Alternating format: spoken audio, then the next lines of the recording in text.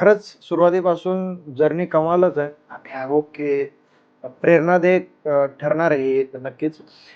9,000 square फीटमध्ये जे काही rooftop restaurant सुरू होत आहे, तर मलाही जाणून घ्यायचं आहे, की त्यामध्ये मराठवाडा बिर्याणी हाऊसची आपली वाकडची ब्रांच जी आहे, ती ॲज इट इज सुरू असणार. चालूच राहणार ती पण. आणि मग तिथं आणि याच्यामध्ये काय वेगळा बदल? काय सर झालंय दोन गोष्टी. आता लोक कसं आलंय, लोकांचं अँबियन्स, फोटो सेशन ह्या त्या गोष्टी वाढल्यात किंवा थोडं बसण्याचं luxury पाहिजे. लक्झरी पाहिजे बसायला आम्हाला. तिथं येताना आमच्या स्टेटसला शोभत नाही असं काही म्हणणारे मला भेटली. आता आपलं इथं तो अँबियन्स आपल्याला त्यांच्या द्यायचा आहे आणि त्या अँबियन्समध्ये तेच जेवण द्यायचं आहे.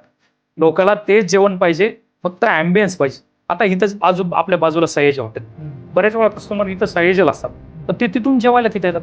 मग सयाजीमध्ये किंवा अजून अनेक हॉटेलमध्ये त्यांना ते भेटू शकत नाही का?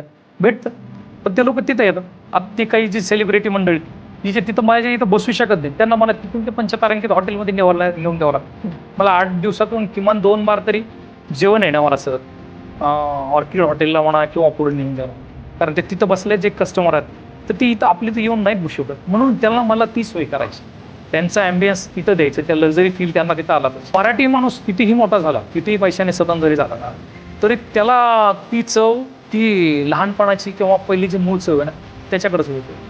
तो पैशाने किती सदन झाला ना, तर तो महिनाभर पिझ्झा बर्गर किंवा फास्ट फूड खाऊन नाही राहू शकत. तो नाही मटन तरी पाहिजे, म्हणजे इकडे कल आहेच.